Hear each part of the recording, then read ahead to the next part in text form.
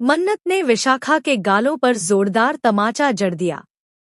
विक्रांत और उसके बीच गलतफहमी की सच्चाई जानने के बाद मन्नत का गुस्सा फूट पड़ा।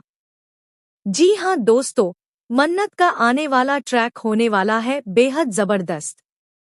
कहानी में आप देख रहे हैं कि जब श्रुति माँ को थप्पड़ लगता है तो मन्नत आखिरकार फैसला लेती है कि अब वह इस रिश्ते में नहीं रह सकती। इसके बाद विक्रांत भी कहता है कि हाँ, यह रिश्ता खत्म।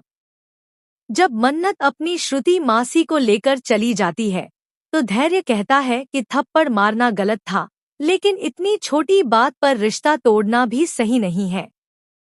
वहीं दूसरी ओर धैर्य की मां यानी विशाखा कहती है, अच्छा हुआ, जैसा हम चाहते थे वैसा ही हुआ। मन्नत चली गई, लेकिन जब रोनी को पूरी सच्चाई का पता चलता है तो वह विक्रांत की आंखें खोलता है। वह नीतू को थप्पड़ मारता है और कहता है, जब मैंने तेरी माँ को थप्पड़ मारा तुझे गुस्सा आया ना? तो सोच, जब नीतू ने मन्नत की माँ को, जिन्हें वो अपनी माँ मानती है, थप्पड़ मारा तो उसे कैसा लगा होगा? और तूने इतनी सी बात पर रिश्ता खत्म कर दिया। इसके बाद विक्रांत माफी मांगता है और मन्नत के साथ साथ फेरे लेने का फैसला करता है। शादी की रस्में शुरू हो जाती हैं। संगीत और मेहंदी फंक्शन की तैयारियां चल रही हैं। लेकिन इसी मेहंदी फंक्शन में विक्रांत का गुस्सैल रूप फिर से देखने को मिलेगा।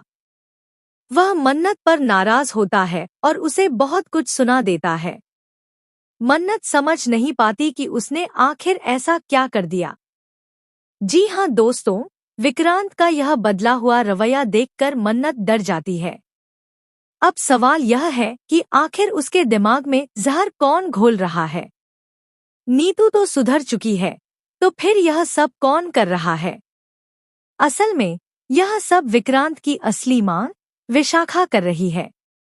उसने ठान लिया है कि वह मन्नत और विक्रांत को अलग करके ही रहेगी।